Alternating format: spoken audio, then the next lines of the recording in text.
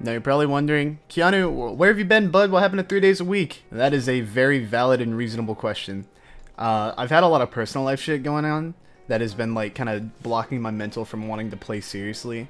It's not really been about recording. I just haven't been able to play well enough to teach you guys anything. And as well as that, when I finally was in the right state of mind, my ISP decided that they just wanted to fuck me. So I ended up not being able to record due to high ping or incapability of uploading. I also have already made this video before with the promo games, but I just was not happy with the way it was turning out, so I completely scrapped it and started over. So here we are. Welcome to episode 1 of Qiyanu's Journey to Masters. The series is going to end up going up every single Monday, and then Wednesday is going to be a filler video, whether it be a different game or just comedy or something like that, and then Friday will be a full commentary. And I'm planning to keep that schedule consistent every week, hopefully. That hasn't gone too well for me in the past, but you know, I'm working on it. With all that out of the way, let's get into the video. So as you guys have probably seen me talk about in videos or on Twitter, I'm really excited for Sett. I main top lane, so playing Qiyana every single game just doesn't work out, and Sett gives me a comfortable blind pick.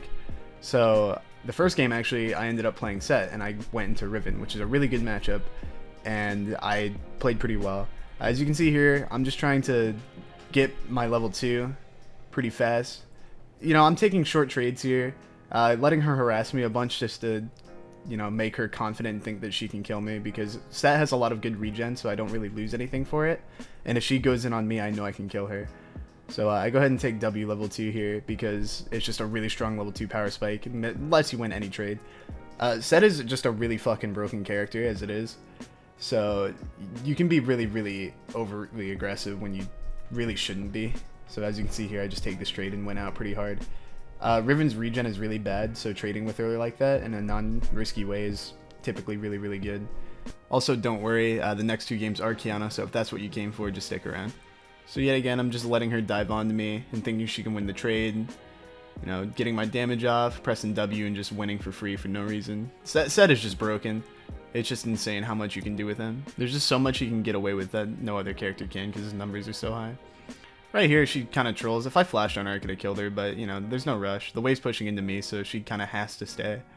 I would still one-trick Qiyana, but the fact is, if I just pick Qiyana every single game, Qiyana top, I'm losing a lot of games for my team because there's just some unwinnable matchups. I wouldn't want to hold back my team and myself from climbing just because I'm stubborn and want to blind pick Qiyana every single game, so that's where Sett comes in. So I let Riven take the recall there because the wave's pushing, so she has to force a TP. And I know I can still kill her even after she takes the recall. I've done a lot of limit testing with Sett on PvE and in normals games, so don't first time Sett in ranked. Please, even if you're, you know, playing Qiyana top and everything, you need a character, do not first time him in ranked. His limits are really weird to understand, and they're a lot better than you'd think. So you end up... He's a character that you really need to know your limits on in order to fully succeed. So I take the recall on that wave and then TP back with an extra D-Blade in order to fight. I know this wave is going to turn into a slow push because of where it's positioned. So this is going to be an amazing wave for me to fight her on because I'll have minion advantage. I already beat her straight up no matter what, but fighting on the minion wave makes it a lot less scary to get ganked. And it makes the trade like pretty much guaranteed to work. As I say that, I fucking Unga Bunga rush straight into her backline and start taking all of her minion damage. But it doesn't matter because I'm Sett and I'm ahead. Cutting ahead a little bit here, the lane kept playing out like that, so we ended up just pushing her under tower, and now that I'm level 6, I'm pretty confident that I can dive her. She gets a little overzealous there going for that, and takes a little bit of damage, but I'm level 6, I have flash, I have everything up. I'm not sure where their jungler is, but I'm not too concerned about it, because I know I can just 2v1. So I'm just going to shove in here and try my best to look for a dive. And she does some stupid shit there, and ends up getting choke slammed, but she ends up living with flash. I could have flashed in reaction, but I'm bad, I guess. In that fight, I used my ult to dodge a knockup from a third Q, and that's really strong. If you use your ult to dodge CC, as said, there's a lot of fights that you can win that you normally wouldn't be able to. I would have won that fight regardless, but it's still a good tip to keep in mind. So because the wave was pushing towards me, I took a recall and bought my Kindle gem, and then walked back to lane here. And, you know, I'm just safely farming under tower. When you crash the wave into the enemy turret, the wave will always push back towards you, so that's like the best time to recall because you don't miss that much off of it. Now this is the play that really blows up the game. I'm just like farming in the tower, Riven goes in for a trade, I want to fight her really bad, and Camille ends up going for a lane gank. I flash to bring her ult closer into the turret, and then they just fucking hard troll the dive and just get slapped by me. And luckily my ult comes up just in time and I secure a nice little double kill. Sett really excels in fights like that. You really don't want to dive Sett. And then to make things worse for them, Silas comes up and tries to 1v1 me for whatever reason.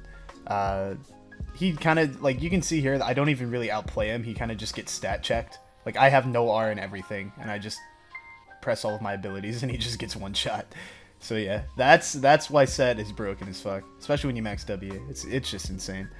As you can imagine, the game pretty much ended here, so I'm just gonna cut around and do a compilation of a bunch of the kills I got and other game-winning plays, because there's not really much more to learn from this. You guys are here for Qiyana, so let's just get some flashy Sett stuff out of the way and we'll move on to that. Riven actually typed in all chat, I'm not going top anymore than just lane swap to mid lane, but unfortunately she can't get away from me, so I just flash on her here. And this ult really wasn't necessary, but it looked cool as shit, and that's how to play Sett pretty much. Now we're a couple kills and a couple deaths later into the game. Pretty much we've just been running them over the whole time. They haven't really been able to do much to stop us. So we're just hard shoving over and over again and forcing fights like this. This fight was really, really sick. I try to bait out the Bard here into thinking that I'm scared, which works out pretty well. I then line up a nice little ult and then just hard one punch man their entire team. The damage on this character is insane. Like that's just not fair. Let's be real.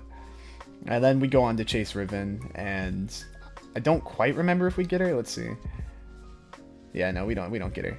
One last cut to the last team fight at Baron, and this game was just relatively uninteresting. They really lost off of that early gameplay, and I just got way too far ahead, and there's really nothing they could do about it for any of the fights.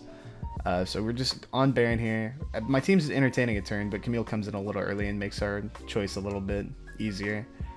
Luckily, Leona somehow manages to secure the Baron. Then we go chase Silas down. This Silas was annoying the entire game. He kept running from us. But he actually kills Leona here. But me and Nunu get in. Works out pretty well. Give him a quick little ult. And then, you know, he pops Zanya's to be annoying again. 1-2, and that's him. After that, we just run it straight into their base, go ahead and take some BM kills, and end the game pretty cleanly. So this was actually my first game after my promos. I didn't play my promos on recording. So yeah, game 1, that's a win.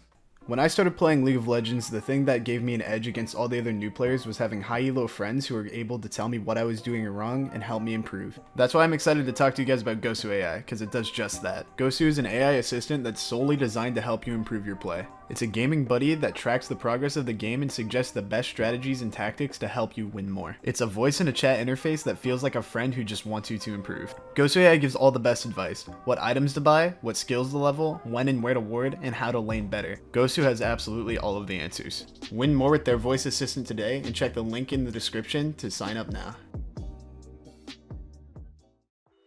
So getting right into the second game, I'm playing Lethality Qiyana top up against Mord. I've just gone ahead and skipped some of the early game, and I'm just going to show you how to play against him. As you can see there, I use my canopy to engage and double canopy to make sure I don't take a lot of damage. I W out of the way of his Q as well, just to avoid as much damage as possible. Double canopy is really good against Mord. It tends to outvalue the extra damage on your passive if you just double canopy and avoid as much damage as possible. Mord is really bad against really short trades, and luckily the Lethality Qiyana is very good at taking those.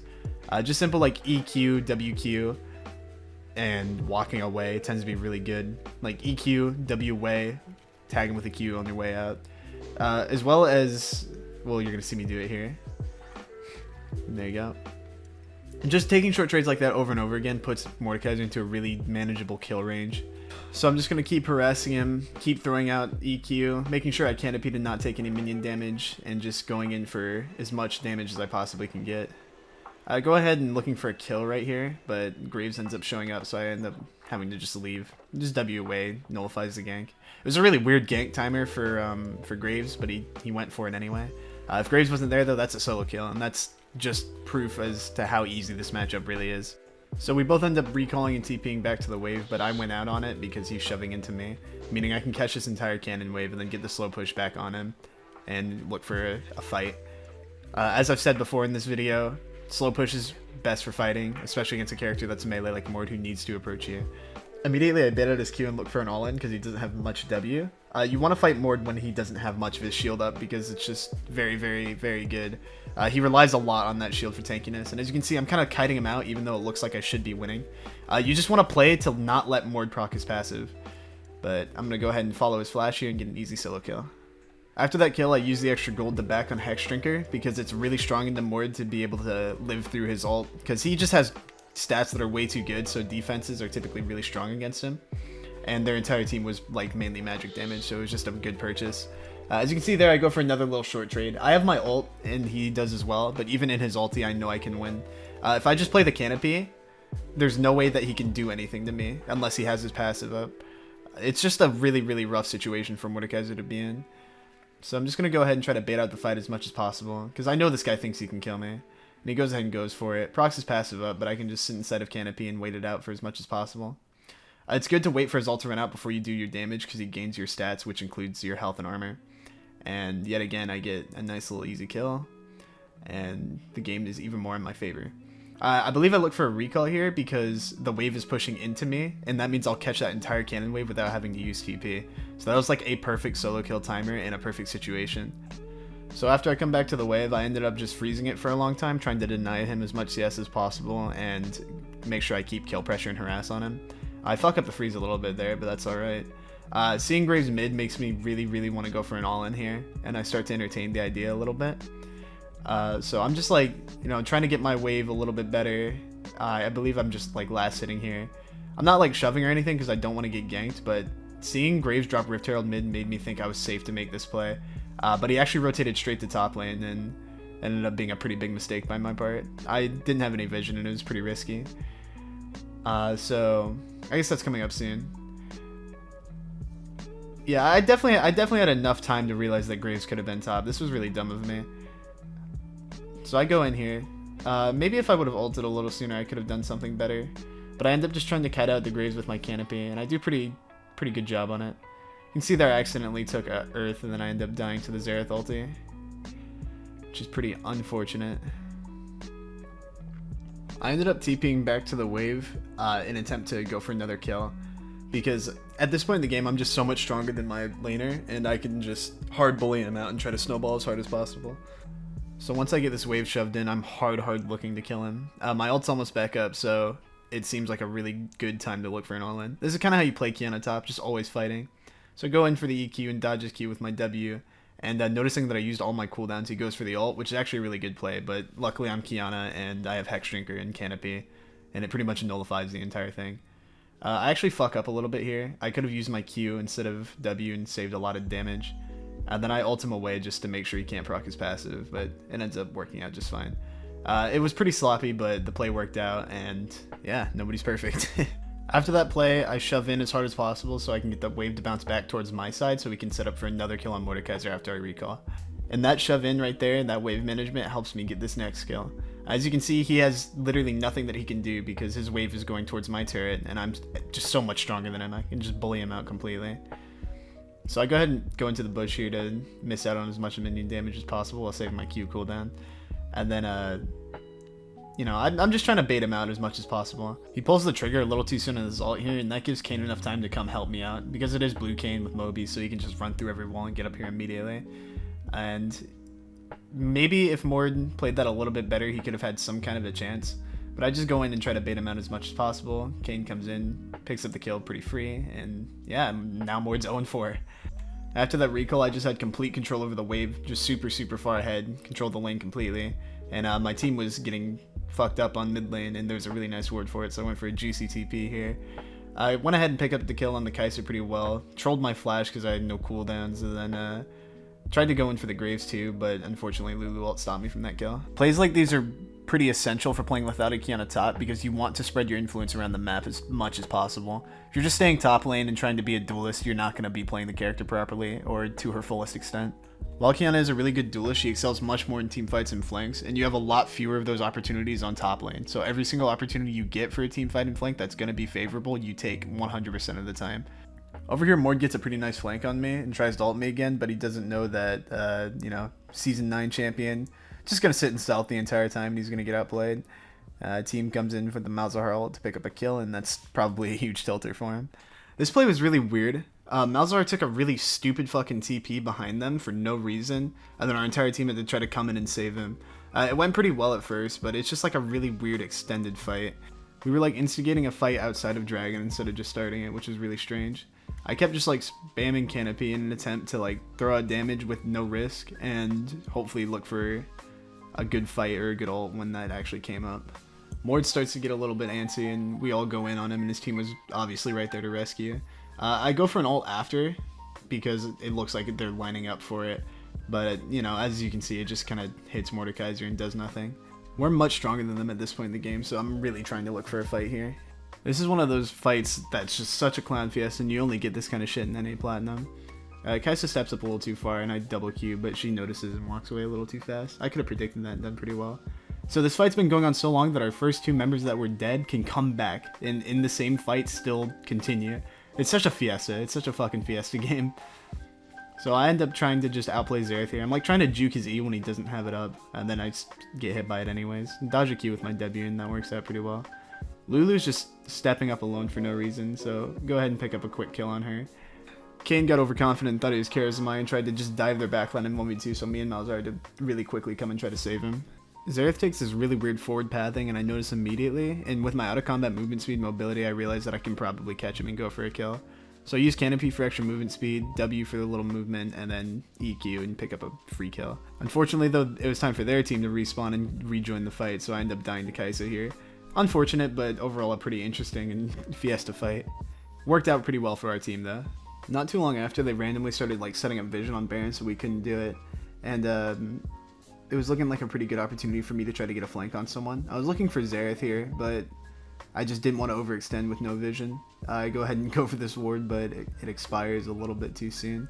But that baits the enemy team into going into me and end up setting themselves up for a flank. So obviously I go in here on Kaisa, and I try to land the double ult, but I angled a little too low and only ended up hitting Kaisa with it, but I collect the shutdown, and that ends up pretty well for us. Now that Lulu had no cooldowns, it was time to chase her down and pick up the kill, which luckily, you know, Kane can just zoom through the wall and do that. And then off our two picks, we start to look for the mid inhib. The assassin archetype is just really strong at taking advantage of the opponent's mistakes and capitalizing really huge off of it. And Lulu and Kaisa made a really big mistake, and we were there to capitalize. Because I'm the top laner and have TP, the standard play here is to split bot lane. The reason why is because Baron's up, and we have a lot of pressure on it. So if they send people to me, then my team can immediately do Baron. However, if they commit to 5-man on Baron, I can keep pushing, and if our team can't handle it alone, I can TP. It's a literal zero risk play that generates a lot of pressure on the map. I went ahead and cut ahead because I just kept pushing bot lane, and as you can see, my team's setting up around Baron, their team's panicking, I'm getting turret damage, missing cannon, and life is good. I'm pinging Baron here because my team's like trying to look for a fight instead of just going for it, which is really bizarre. I have a lot of money though, so I want to recall and maybe TP behind them for a flank.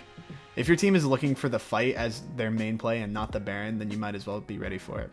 And luckily I do get a nice juicy TP flank here, set up for the R flash into the wall and pick up a clean double kill and a 3-man stun. Oh, triple kill actually, look at that. After that, we just look for the kill on Mordekaiser, and Xerath played really far back so we couldn't do anything about it, but this sets us up for the mid inhib. After that play, we reset and shoved out a few waves and then immediately went for Baron. Naturally, we want to end the game out as soon as possible, as Kane and Qiyana both tend to fall off compared to their team. And so I find Xerath just sleeping a little bit over here and pick up a free kill, and then I go to set up for a nice ult in the river. Due to Qiyana's ult being usable in the river, I land a fucking fatty right here. My entire team pings me and it feels real good, and we end up winning the fight pretty handedly.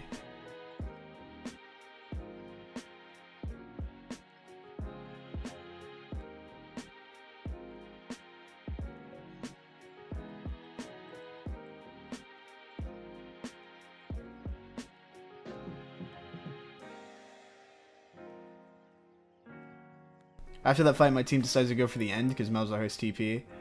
So they go ahead and take down a couple Nexus towers, and the enemy team's respawn timers are just about up, but I'm pretty sure no matter what, we had this. So they go for a little bit of flexing as per usual, just, you know, fucking with the enemy team, trying to get a kill or whatever. They actually come pretty close to throwing, but eventually everybody decides to full hit like they have brains, and it ends up winning the game for us. And that was game 2.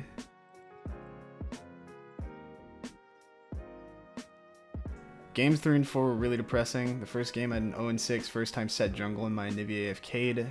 And then the second game, my bot lane just hard into the Nephelios. They were like 2 and 10 coming out of the lane. So yeah, that's gonna be the end of the video. If you enjoyed the video, be sure to like, comment, and subscribe. Go ahead and tell me in the comments if you like this style of video more than my full gameplay, or if you like the full gameplay more. I really worked hard on this, and I really enjoy it, and I hope you guys did too. Be sure to follow me on Twitter if you want to see frequent updates about my life, where I go, and frequent shit posts. And be sure to join the Discord if you want to just get closer in the community. The Discord server is great, and I love the people in there so much. Thank you so much to my patrons. You guys are extremely generous, and I'm so glad you're sticking with me. I really appreciate the support, and the idea of getting to follow my dream because of you guys is absolutely heartwarming. Those of you include Olive Orange, Alex Berg, Dev Day, Human Rayla, Jacob Airspang, Jokes Goat, Katia Kali Uwu, Mech, Ozan Kurt, Tommy Landry, and Vamario Smith. If you want your name at the end of the video or any other of the Patreon tiers, the link will be in the description below. Thank you guys so much for watching, and I'll see you all next time.